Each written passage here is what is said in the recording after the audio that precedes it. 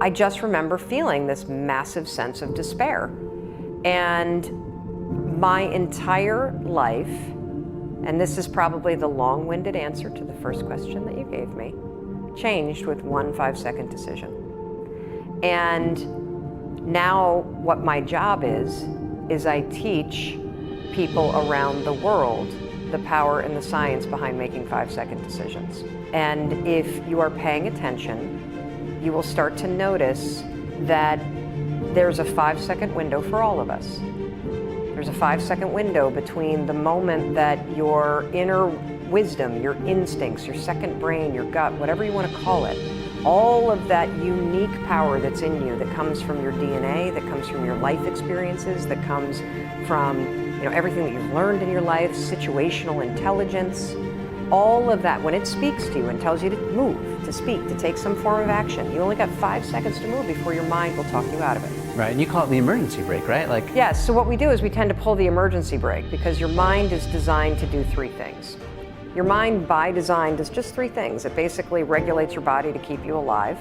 It also, when you're sleeping, half of your mind shuts down and the other half catalogs everything that happened to you today so you can have memories. And the third thing that your mind does is it protects your ass. And the main way that it does that is it does that by magnifying risk. Magnifies any situation or any conversation. And so, what happened for me is I realized as my life was circling the drain and we're facing bankruptcy and Chris is on the couch, this was not the situation that I wanted. I didn't want my life to end in divorce. I didn't want to be in financial ruin. I didn't want to be depressed. I didn't want to be anxious. And here's the truly screwed up thing. I knew what to do to fix it.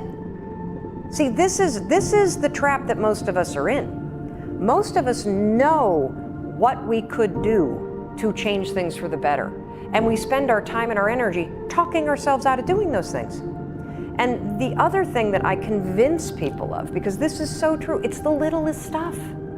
The little things make all the difference. And I could spend hours with you explaining the science of confidence and explaining the science of risk and explaining the science behind courage and explaining habit loops and how they get encoded in your brain. You don't need to know any of that because you're not applying for a PhD in psychology.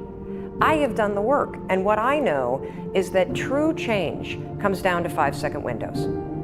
That moment that you know you need to do something that feels slightly uncomfortable, and your resignation, your excuses, your self-doubt start cranking up in your head, you gotta move. You have to move. And so what happened for me is I invented a hack, a brain hack. It's the stupidest thing in the world. And it turns out that it's actually tremendously profound and powerful at a neurological level and at a scientific and a psychological level. When I invented it, I had no clue what I had invented. And it took me about 3 years from the moment that I invented it to actually realize that, holy shit, I think I've discovered the secret to changing anything. And what was it? So I called it the 5-second rule because I never intended to talk about it. It was a cheat to beat the alarm clock. Here's how it goes. The alarm rings in the morning. Most of us don't want to get out of bed, right? But we know we should. So I would go 5, 4, 3, 2, 1.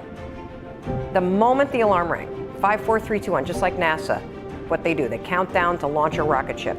And the counting backwards kind of shut my mind off. And then suddenly at 1, I would stand up. And I would use this every single morning to get out of bed. And 9 years later, I still use it every single morning to get out of bed. I think some behavior you can learn and automate, other stuff that you don't like doing, you're gonna always have to push yourself. That's just how it is. And I noticed 2 things as I started to use it.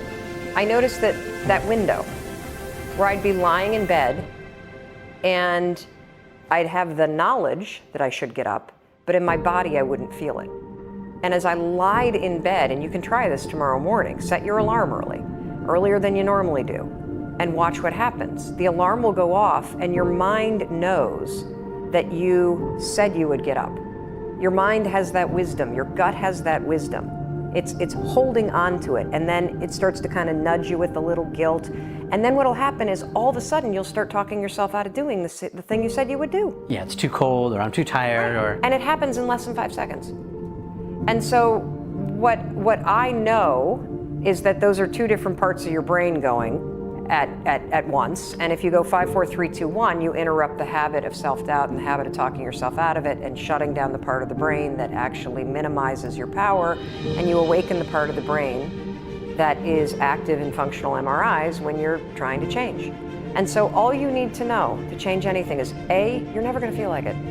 You're never going to feel ready to start that business. You're never going to feel ready to have that hard conversation. You're never going to feel like getting out of bed. You're never going to feel like it's a good idea to apply for that promotion. We're designed to stay comfortable and safe.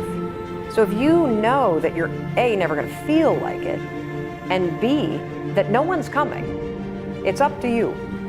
You're not a kid anymore. I'm dead serious about this. Like so many of you are waiting to be picked. By who? Are you making the most of your life? And the answer is yes, if you pay attention to what you do in 5-second windows. Are you the kind of person that when your instincts come alive and they want to nudge you to go talk to that cute gal across the way or raise your hand in a meeting and share that idea? Are you the kind of person that pushes yourself to step into that? Or do you pull back? That's the power of a 5-second decision, because you can't choose how you feel. You can't. Yeah, maybe you can go and become a Buddhist monk and meditate for 4 months and get full control of your physiology, and yeah, technically you can control how you feel, but you and I can't. We got a job, you got kids you got to raise. You can't, that's not possible. So you can do something else. You can actually disregard your feelings. You can become the kind of person that is so in tune with the values that you have and what you actually want, that when feelings rise up, you can choose to act however you want despite them. Even if you're tired, you can still go to the gym. Even if you're annoyed with your spouse, you can still speak in a manner that's loving. Even if you don't feel like doing that hard work, you can still push yourself to do it. Your feelings aren't a choice. Your behavior and your thoughts are always a choice. Yeah, so is this probably in the category of emotional intelligence, yeah? I think it's both emotional intelligence and it is the skill that nobody practices, which is self-monitoring. So the greatest capacity, I believe, in the next 10 years for people, particularly as technology accelerates, is do you have the ability to focus on what matters, and do you have control over your thoughts and actions? And so, emotional intelligence, yes. I tend to think about emotional intelligence more about reading other people, and kind of understanding who you are and how you are. This, to me, took it a step further, because I was always a big EQ person and the Emotional Intelligence 2.0 book and loved that stuff, even when my life was in a train wreck. Had no idea how to apply it. And, that's the other thing, is that at the end of the day, what's missing for most of us is tools. So, a lot of people that mainline personal development content have been reading about making changes for 10 years, but they don't do it. How did you get out of that train wreck, by the way? The 5-second rule. So, but you can't take those 5 seconds to the bank, right? Oh, yes, you can. So how'd you do it? Break it down. What are you going to do? What would you do if you had a restaurant that was failing? Probably figure out how to cut bait, or sell the assets, Yes. or pivot, or flip it, or doing something Yes, else. and all those things require you to have conversations. They require you to do research. They require you to walk into a bank. They require you to renegotiate things with your landlord. You have the answers up here.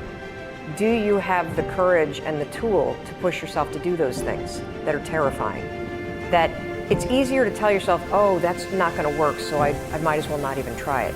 You have no idea. Yeah. Yes. And so what happened is, once I started using it to get out of bed on time, 5, 4, 3, 2, 1, get up, I started to notice, holy cow, all day long there are these 5-second windows where I know what I should be doing.